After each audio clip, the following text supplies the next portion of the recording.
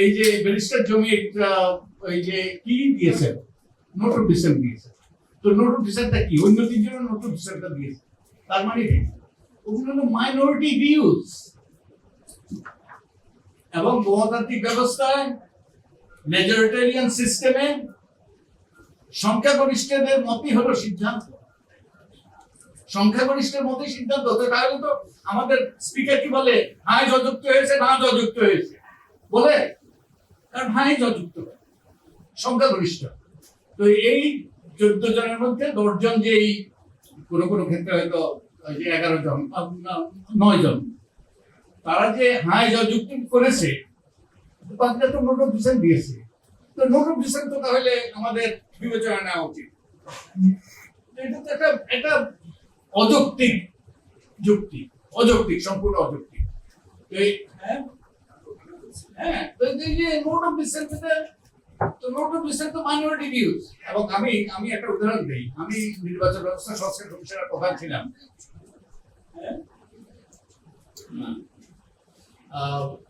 আমি নির্বাচন ব্যবস্থা সংস্কার কমিশনের প্রধান ছিলাম। সেখানে আমাদের 8 জন সদস্য ছিল। তার মধ্যে প্রয়াত তোফায়েল আহমদ আমার খুব ঘনিষ্ঠ বন্ধু, তিনিও ছিলেন। আমাদের একটা ব্যাপারে সিদ্ধান্ত নিতে হতো, সেটা হলো যে স্থানীয় নির্বাচনগুলো কিভাবে হবে। এটা কি সরাসরি হবে, যেমন এখন সরাসরি চেয়ারম্যান, সরাসরি মেয়র নির্বাচিত হয়, নাকি পরোক্ষভাবে নির্বাচিত হবে ওই যে বিডি সিস্টেমে? আমাদের মধ্যে 8 জনের মধ্যে 7 জনে আমরা একমত ছিলাম যে এটা যেভাবে হচ্ছে সরাসরি হবে। তোফায়েল আহমদ, আমার প্রয়াত বন্ধু তোফায়েল আহমদ, ছিলেন ওই যে আমাদের বিপক্ষে। তো আমাদের সিদ্ধান্তটা কি ছিল, যে আমরা প্রস্তাব করেছি যে স্থানীয় সরকার নির্বাচনগুলো সরাসরি হবে, প্রত্যক্ষ ভোটের মাধ্যমে হবে। এবং আমরা আমাদের রিপোর্টে লিখেছি যে একজন আমাদের অত্যন্ত গুরুত্বপূর্ণ সদস্য, তিনি নোট অফ ডিসেন্ট দিয়েছেন।